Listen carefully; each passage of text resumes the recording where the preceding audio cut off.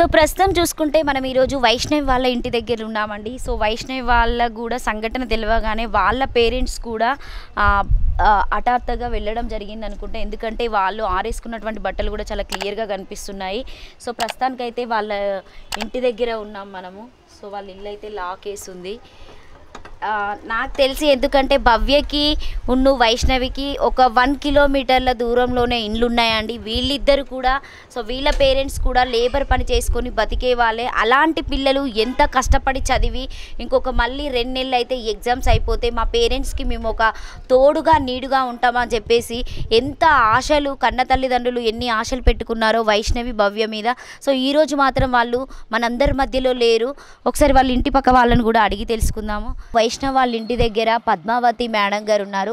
అంటే వైష్ణవిని చిన్నప్పటి నుండి వాళ్ళు చూస్తున్నారు. అసలు వైష్ణవి ఎలా ఉంటుంది, వైష్ణవి నిజంగానే ఆత్మహత్య చేసుకునే అంత పిరుకురాలా, అసలు అంత భయం ఎందుకు పడింది, ఎప్పుడన్నా వచ్చినప్పుడు హాస్టల్లో ఇలా ఉంటుందని చెప్పేసి ఏమైనా వీళ్ళతో ఆమె మాటలు షేర్ చేసుకుందాం. ఒకసారి మేడంతో అడిగి తెలుసుకుందాం. మేడం నమస్తే.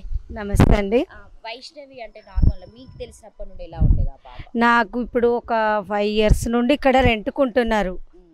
అమ్మాయి మాత్రము అసలు హాస్టల్ నుండి వచ్చిందా హాలిడేస్లలో ఇంట్లో వంట పని, అంట్లు తోముకోవడం, వాళ్ళ డాడీ బట్టలు ఉతకడము, అంతవరకు ఇంట్లోనే ఉండేది.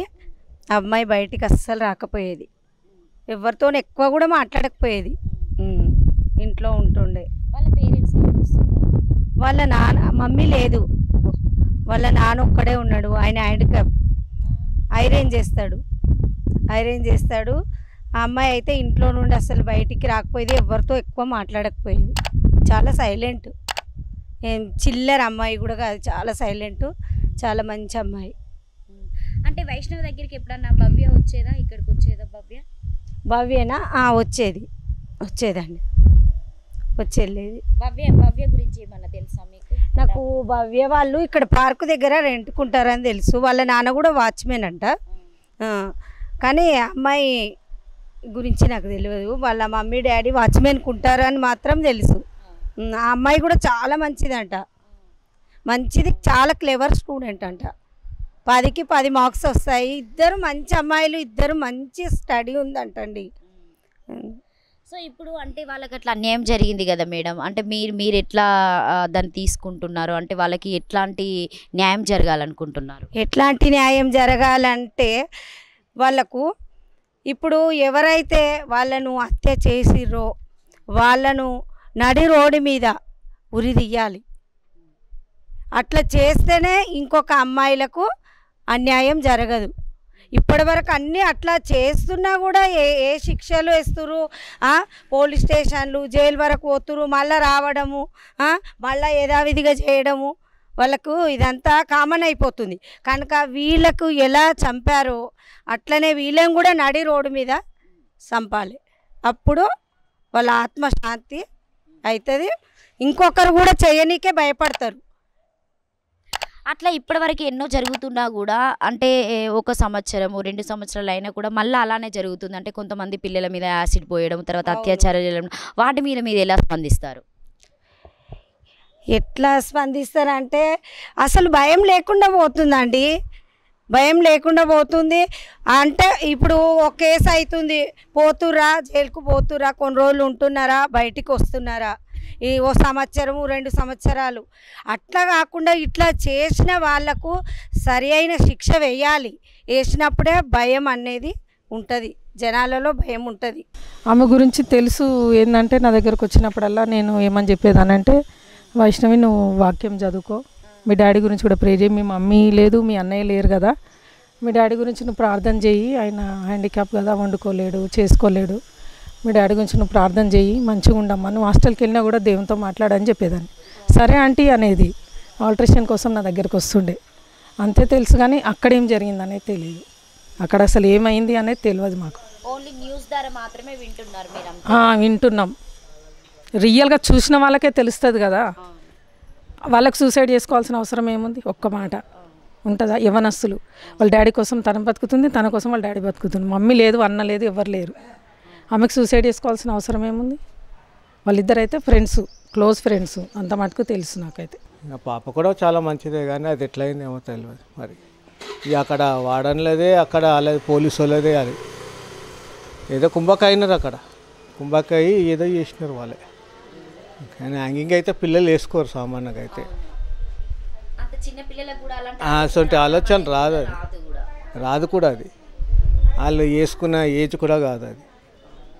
ఇంకొక 2 నెలలు అయితే సో వాళ్ళు అయిపోతాయి. అనుకున్న ఒకటి నెరవేరేది. నెక్స్ట్ మళ్ళీ వాళ్ళు ఇంటర్కి వెళ్ళిపోయి ఇప్పుడు వాళ్ళ పేరెంట్స్ అలాంటి పరిస్థితిలో ఉండి మా పేరెంట్స్కి ఏదో ఒకటి మేము చేయాలన్న తపనతోనే ఆ 2 పిల్లలు బాగా ఆరంట కొద్ది చదివి క్లాస్ ఫస్ట్ వచ్చేవాళ్ళట కదా.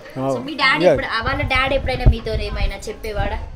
ఏం చెప్పపో కానీ మా పాప హాస్టల్లో ఉన్నాయని చెప్తుండే. ఎప్పుడు నేను మాట్లాడుతుంటే ఎప్పుడంటే డబ్బులు కావాలంటే అడుగుతాడు, ఏదో డబ్బులు అవసరం ఉంటాయి మళ్ళీ ఇస్తా అంటుండే.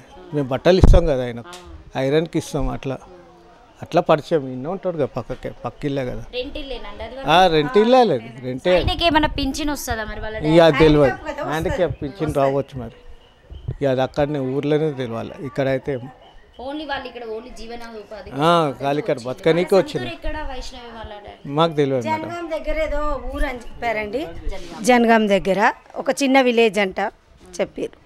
అంటే వాళ్ళ అమ్మ ఇలా చనిపోయిందా లేకపోతే వాళ్ళ మమ్మీ ఎట్లా చనిపోయిందో మేము ఎప్పుడు అడగలేదండి ఆ విషయము. కానీ లేదు వాళ్ళ మమ్మీ అయితే.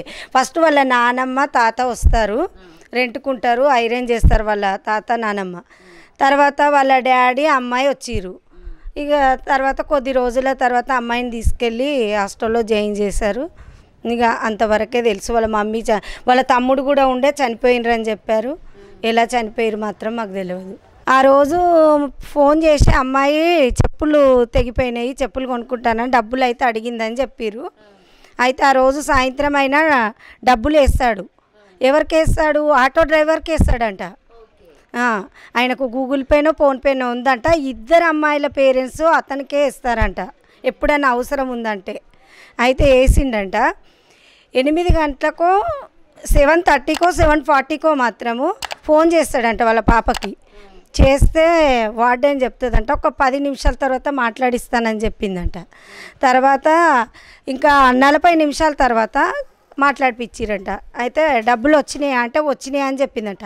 ఆమెకి ఏమన్నా అంత ప్రాబ్లము ఏదన్నా ఉంటే మరి తండ్రితో షేర్ చేసుకునేది కదా డబ్బుల కోసం మాట్లాడినప్పుడు.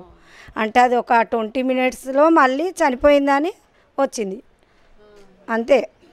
మళ్ళీ ఒక 20 మినిట్స్ తర్వాతనే అమ్మాయి చనిపోయింది అంటారు. మరి ఏదైనా ప్రాబ్లం ఉంటే చెప్పుకుంటుండే కదా. అంటే పక్కన ఎవరో ఉండి 10 నిమిషాలు అని చెప్పారు కదా, పక్కన ఎవరో ఉండి మాట్లాడిచ్చిర్రు పేరెంట్స్తోని.